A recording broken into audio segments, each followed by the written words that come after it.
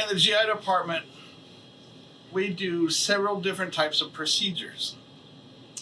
Previously, I showed you a gastroscope. The gastroscope is inserted through the mouth, through the esophagus, into the stomach, and to the small bowel.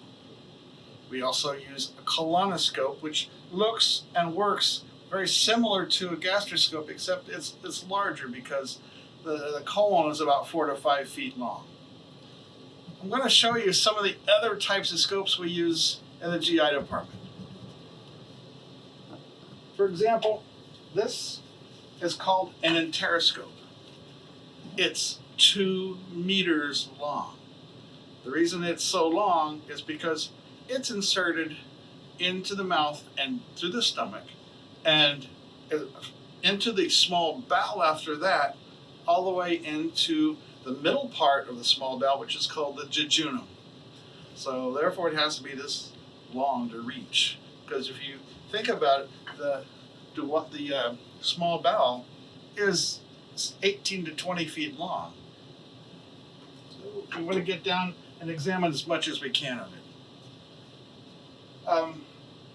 Another scope that we use is very similar to that gastroscope I showed you earlier, except it has 2 working channels in it. If you look at the top of the scope, you'll see there's a large channel and a small channel. The large channel is 3.7 millimeters, the small channel is 2.8 millimeters. And like I say, it works the same as the other scopes, except that it has an auxiliary channel in it. Yeah, I'm going to hand this back up the same way. Right behind it, you notice this kind of thin spaghetti scope. This is we call this the XP scope. It is 5.5 millimeters across and has a 2 millimeter working channel. There's only a few instruments that will fit through it, but this particular scope comes in handy when we have to get through a tight place. And it's also very delicate, so we treat it quite gingerly.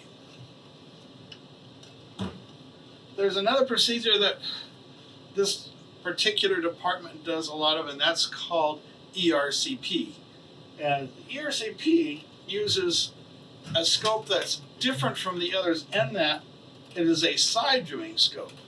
The image goes through the side of the scope looking sideways at 90 degrees rather than forward.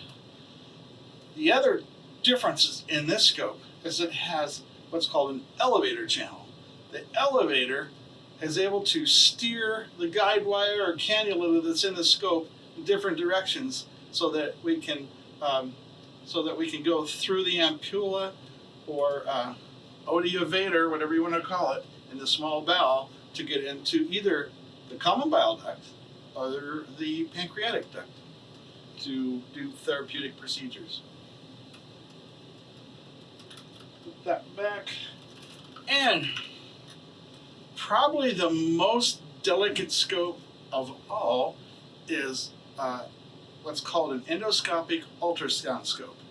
And we have 2 types. The first type is called a radial scope. And it's called a radial scope because it can actually see 360 degrees around. And you can see there's an electrode at the top of the scope, or the distal tip, I should say, and we put a balloon around this electrode that fills with water, and the water helps transmit the ultrasound sound waves into the body. It also has a video camera, and it's very delicate.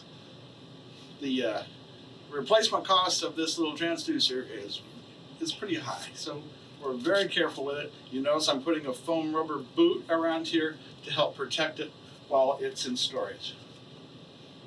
The other ultrasound scope that we use is called a linear scope because it kind of gives us more of a pie-shaped image during the procedure. And you can see the electrode here only looks one direction, not 360. It also has a camera. It also has a boot on it. The main difference with a linear scope is that it has an elevator channel just like our duodenoscope. And that's because we can push a needle biopsy or aspiration needle through the scope, and using that elevator, you're able to steer the needle in the direction you need to go to take that biopsy or aspirate fluids, whichever it is. Very, very popular scope among some of our GI doctors. Yeah, you'll notice these scopes are all hanging vertically as well in the scope closet so that they dry properly. Those are the main scopes we use in the GI department. If you got any questions about them, come and ask me.